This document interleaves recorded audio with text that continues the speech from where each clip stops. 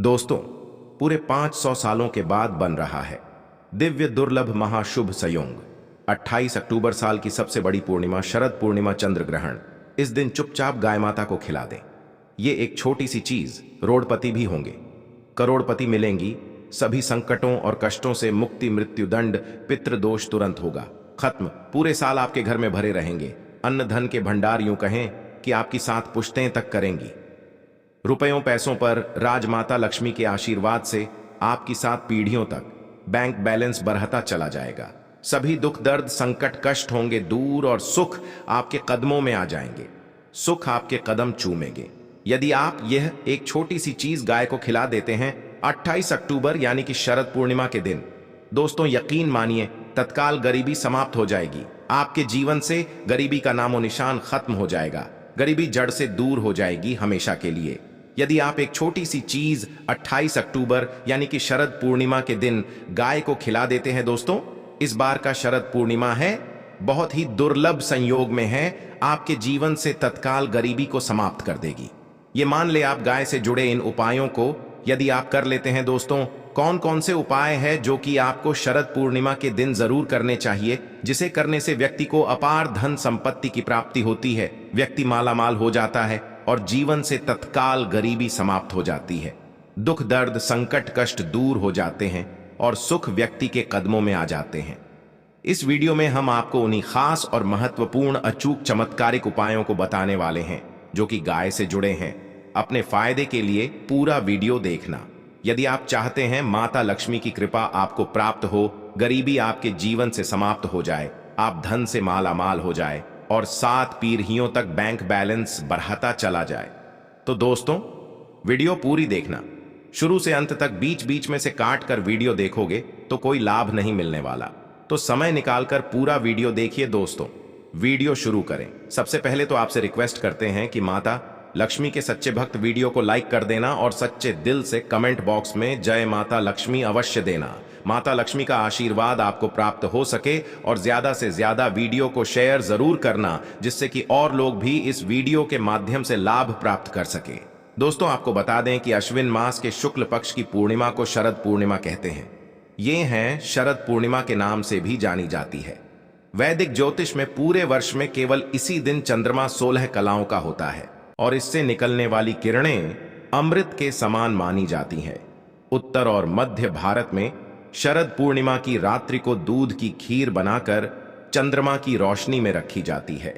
मान्यता है कि चंद्रमा की किरणें खीर में पड़ने से ये कई गुनी गुणकारी और लाभकारी हो जाती है, यूं कहें कि अमृत के समान हो जाती है और माता लक्ष्मी प्रसन्न मुद्रा में रहती है। इस दिन व्यक्ति के जो भी रोग दोष है वे दूर हो जाते हैं इस खीर का सेवन करने से।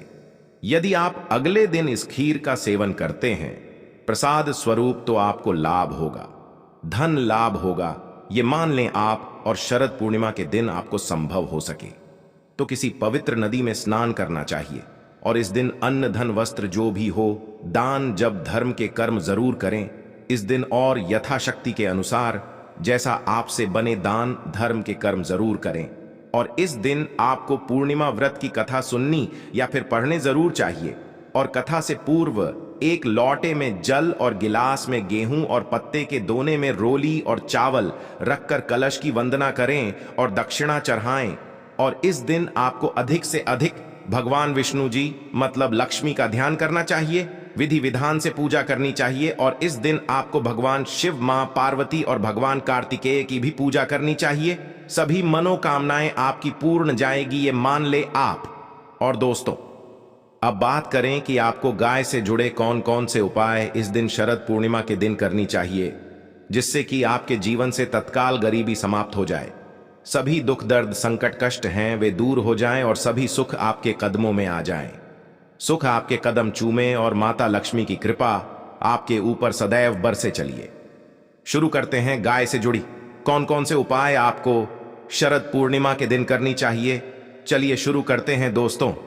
सनातन परंपरा में गाय गंगा और गायत्री का बहुत ज्यादा धार्मिक महत्व है। मान्यता है कि गौ माता के शरीर पर 33 कोटि देवी देवताओं का वास होता है। गौ माता की सेवा एवं पूजा करने वाले जातक पर इन सभी देवी देवताओं की कृपा बरसती है। गौ सेवा से न सिर्फ इस जन्म के बल्कि पूर्व जन्म के भी दोष दूर हो जाते हैं। प्रत्येक सुबह जब आपके घर में भोजन बनना प्रारंभ हो तो सबसे पहले बनाई गई रोटी को आप गोमाता के नाम से निकाल दें और भोजन करने से पूर्व गोमाता को इस रोटी को खिलाएं। यदि संभव हो तो काली गाय को खिलाएं। यदि काली गाय ना मिले तो सफेद गाय को भी आप खिला सकते हैं।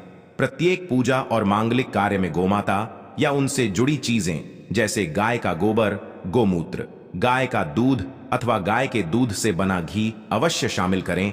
इससे आपको पुण्य की प्राप्ति होगी। सनातन परंपरा के अनुसार जिस घर में गाय होती है उस घर से जुड़े सभी वास्तु दोष स्वतः ही समाप्त हो जाते हैं। किसी भी पूजा में गाय से प्राप्त पंचगव्य युक्त पदार्थ का उपयोग अवश्य शामिल करें, क्योंकि पंचगव्य के बिना कोई भी पूजा पाठ और हवन सफल नहीं होता। तो वो कृपा पाने के लिए प्रतिदिन, सप्ताह अथवा महीने में परिवार एक बार गौशाला जाने का नियम जरूर बनाएं और वहां गायों को हरा चारा जरूर खिलाएं। इससे आपको शुभ फलों की प्राप्ति होगी और साथ ही साथ गौ सेवा और गो पूजा से 9 ग्रह शांत हो जाते हैं और इनसे जुड़े दोषों का निदान हो जाता है। गर्मियों में गौ माता को पानी पिलाएं और सर्दी में गौ माता को गुड़ अवश्य खिलाएं। ध्यान रखें कि गर्मियों में गाय को गुड़ ना खिलाएं। अनेक देवी देवताओं को अपने शरीर पर धारण करने वाली गौ माता से जुड़े कई शुभ और अशुभ संकेत भी होते हैं। मसलन गाय का दूध दुहते समय यदि गाय ठोकर मार दे और सारा दूध बिखर जाए तो अपशगुन होता है।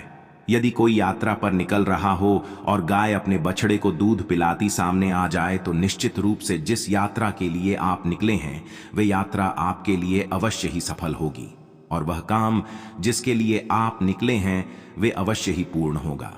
यात्रा पर जाते समय बाईं ओर गाय की आवाज आना और रात्रि में गाय की हुंकार करना भी शुभ होता है।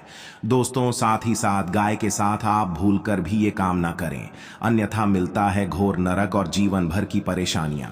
दोस्तों, गाय को राष्ट्रीय पशु बनाए जाने और इन्हें मौलिक अधिकार दिए जाने की बात हो रही है तो सवाल उठता है कि गाय जब भारतीय संस्कृति का अहम हिस्सा है तब भी गाय के साथ लोग खराब व्यवहार कैसे कर लेते हैं। गाय दर दर भटकती रहती है, भरपेट इन्हें चारा तक लोग नहीं देते। गाय जब तक दूध देती रहती है तो उनकी सेवा होती है और जैसे ही दूध देना बंद कर देती है तो लोग इन्हें उनकी किस्मत पर छोड़ देते हैं, सड़कों पर और गलियों में भटकने के लिए। ऐसे में गोवंशी जीवों को कोई डंडे से मारता है तो कोई उन पर पानी डाल देता है, कभी वाहनों से ये ठोकर लग जाती है तो कभी बीमार होकर बेचारी एक गाय दम तोड़ देती है। ऐसे में जरूरत है इन बातों को जानने की कि गाय को लेकर शास्त्रों में क्या कहा गया है, गाय के साथ आपको कैसा व्यवहार करना चाहिए। या दोस्तों, गाय को कभी भी मारना पीटना नहीं चाहिए। शास्त्रों में गाय को माता का दर्जा दिया गया है। गाय को मारने पीटने वाला माता को मारने पीटने वाले के समान पाप का भागी माना जाता है। ऐसे घरों को नरक लोक में वर्षों तक कष्ट भोगना पड़ता है, अगले जन्म पशु योनि में मिलता है। कथा है कि गौतम मुनि ने गलती से गाय को डंडा मार दिया था जिससे गाय की मृत्यु हो गई थी और इस पाप से मुक्ति के लिए इन्हें वर्षों तक तपस्या करनी पड़ी। भगवान श्री कृष्ण जी ने बैल स्वरूप में आए व्रत असुर का वध कर दिया था, जिससे मुक्ति के लिए भगवान श्री कृष्ण को संपूर्ण तीर्थों को एक कुंड में बुलाना पड़ा और इस कुंड में स्नान से वह पाप मुक्त हो गई थी। या दोस्तों, साथ ही साथ जो लोग पानी पी रही गाय को भगाते हैं वे घोर पापी के भागी बनकर नरक भोगते हैं, ऐसा पुराण में बताया गया है। जबकि जो लोग गाय के लिए प्याऊ और चारा बनवाते हैं वह मां भाग्यवान होते हैं। ऐसे लोग घोर पाप से मुक्त होकर स्वर्ग पा जाते हैं और बड़े ही धनवान कुल में जन्म लेकर सुख भोगते हैं। और साथ ही साथ आराम कर रही गाय को कष्ट देकर कभी भी उठाना नहीं चाहिए।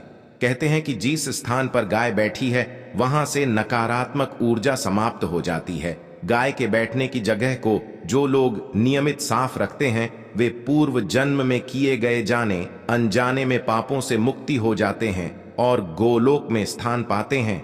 गाय को डंडा मारकर उठाना, पानी डालकर उठाने से मनुष्य पाप का भागी बनता है और अगले जन्म में उसे दर दर भटकना पड़ता है। और साथ ही साथ शास्त्रों में बताया गया है कि गाय का दूध उसके बछड़े के लिए होता है। गाय के बछड़े से बचा हुआ दूध ही मनुष्य को लेना चाहिए। लेकिन कुछ लोग एक बार गाय को दूह लेने के बाद फिर से बछड़े के लिए बचा हुआ दूध भी दूह लेते हैं। ऐसा करना घोर पाप कहा जाता है। ऐसे दूध को दुहाने वाला और ग्रहण करने वाला दोनों ही पाप की भागी बन जाते हैं दोस्तों। साथ ही साथ शास्त्रों में कहा गया है कि गोवंश यानी गाय और बैल के पीठ पर नहीं बैठना चाहिए। इनके पीठ पर बैठने से महापाप लगता है। ऐसे लोगों को नरक की यातना भुगतनी पड़ती है। एकमात्र महादेव के अंश के उत्पन्न नंदी ही गोवंशी है, जिस पर स्वयं महादेव और महादेवी सवारी करती है। क्योंकि नंदी ने स्वयं अपनी इच्छा से महादेव की सवारी बनना स्वीकार किया था और साथ ही सात शास्त्रों में गाय के दान को बहुत ही महत्व दिया गया है। लेकिन ऐसी गाय का दान कभी नहीं करना चाहिए जो बूढ़ी और बीमार हो। कठोपनिषद में नचिकेता की कथा भी इस संदर्भ में है कि जिन्स नचिकेता ने पिता द्वारा बूढ़ी गाय को दान करने पर आपत्ति जताई थी, दूध देने वाली और बछड़े सहित जो लोग गाय का दान करते हैं वह महान पुण्य को प्राप्त करके स्वर्ग में इस स्थान पाते हैं। दोस्तों, साथ ही साथ सूर्य चंद्र मंगल या शुक्र की युति राहु से हो तो पितृदोष होता है। यह भी मान्यता है कि सूर्य का संबंध पिता से, मंगल का संबंध रक्त से होने के कारण सूर्य यदि शनि, राहु या केतु के साथ स्थित हो या दृष्टि संबंधी हो तथा मंगल की युति राहु या केतु से हो, यदि पितृदोष हो तो गाय को प्रतिदिन या किसी भी एकादशी को या किसी पूर्णिमा के दिन या अमावस्या को रोटी गुड़ चारा आदि खिलाने से पितृदोष समाप्त हो जाता है। साथ ही साथ देसी गाय की पीठ पर जो खुद होता है वह बृहस्पति गुरु है थे जन्मपत्री में। यदि बृहस्पति अपनी नीच राशि मकर में हो या अशुभ स्थिति में हो तो देसी गाय के इस बृहस्पति भाग शिवलिंग रूपी कुबेर के दर्शन करने चाहिए तथा चने की दाल रखकर गाय को रोटी भी दें। इससे आपको शुभ फलों की प्राप्ति होगी। और साथ ही साथ यदि आप रास्ते में जा रहे हो और सामने से गौ माता आती हुई दिखाई दे तो गौ माता को आप अपनी दाहिनी ओर से जाने देना चाहिए। आपकी यात्रा अवश्य ही सफल होगी। और साथ ही साथ यह संकेत भी जान लें, यदि आप यात्रा पर जा रहे हैं और सामने आपके गाय पड़ जाएं अथवा अपने बछड़े को दूध पिलाती हुई सामने गाय दिखाई दिए जाए तो समझ जाना कि वह यात्रा आपके लिए अवश्य ही सफल होगी। और साथ ही साथ जिस घर में गाय होती है उसमें वास्तु दोष स्वतः ही समाप्त हो जाता है। और साथ ही साथ आपको बता दें कि गाय को आप जो भी रोटी बनाएं प्रतिदिन ताजी रोटी ही बनाई। गाय को अगर आपने रोटी बनाई है तो कोशिश करें कि उस रोटी को आप तुरंत ही गाय को दे दें। अगर आप उस रोटी को रख देंगे और उस रोटी को अगले दिन देंगे तो वह रोटी बासी मानी जाएगी। गाय को कभी भी बासी रोटी ना दें, इससे घर में नकारात्मक ऊर्जा वास करती है और जो भी कार्य आपके बनने वाले होंगे वह कार्य भी आपके बिल्कुल भी नहीं बनेगी। इससे आपके घर में हमेशा दर्द ऊर्जा का वास रहेगा और आप जिस भी कार्य को करेंगे उस कार्य में आपको हमेशा असफलता ही हाथ लगेंगी। इसलिए कोशिश करें गाय को रोजाना ताजी रोटी बनाकर खिलाए और रोटी को बिल्कुल ना रखें, बासी रोटी गाय को ना दें। और साथ ही साथ सड़ी गली चीजें गाय को नहीं खिलानी चाहिए कि घर में कोई फल है, कोई सब्जी है, सौ जाए तो लोग क्या करते हैं, गाय को खिला देते हैं। नहीं, ऐसा नहीं करना चाहिए। ऐसा करने से यदि आप गाय को खिलाते हैं तो और आप पाप की भागी बन जाते हैं। आप बिल्कुल भी सड़ी गली चीजें गाय को ना खिलाए। और साथ ही साथ आप आटे की लोहियां बनाकर उनके ऊपर हल्दी लगाए। इसके बाद आप उन 11 को एक एक करके गाय को खिलाए। प्रत्येक लोई को खिलाते समय गाय के सींगों पर आप हाथ से नहीं, पीठ पर, हाथ पे नहीं, मस्तक पर हाथ पैरे माता गाय की आप चरण के स्पष्ट करें। या दोस्तों, ऐसा करने से आपके समस्त कार्य बनने लगेंगे। जो दुख का समय चल रहा है वे भी समाप्त होगा। आपके जीवन में खुशी होंगी। और एक बार आप 7 बार गाय की परिक्रमा भी कर लें तो आपके समस्त कार्य पूर्ण होंगे। और साथ ही साथ आप गाय को जब भी रोटी दे, रोटी पर या तो आप थोड़ी हल्दी लगा लें या थोड़ा गुड़ रख लें। अगर गुड़ ना हो तो आप थोड़ा मिश्री रख सकते हैं, थोड़ा घी रख सकते हैं। या दोस्तों, गायब हो कभी भी सूखी रोटी ना खिलाए। सूखी का मतलब गाय की वो जो रोटी रखें खिलाए, उस पर कुछ ना कुछ रख कर खिलाए। हल्दी रख लें, गुड़ रख लें, मिश्री, घी, अब जो भी रख लें, मतलब खाली रोटी नहीं खिलानी है। ध्यान इस बात का रखें जब भी आपको शुभ फलों की प्राप्ति होगी। या दोस्तों, ये थे गाय से जुड़े कुछ महत्वपूर्ण उपाय, कुछ बातें जिन्हें आपको ध्यान में जरूर रखना चाहिए। या दोस्तों, वीडियो अच्छी लगी हो तो वीडियो को लाइक करें, ज्यादा से ज्यादा अपने दोस्तों में शेयर करें। चैनल पर नए हैं तो सब्सक्राइब करें। जय गौ माता।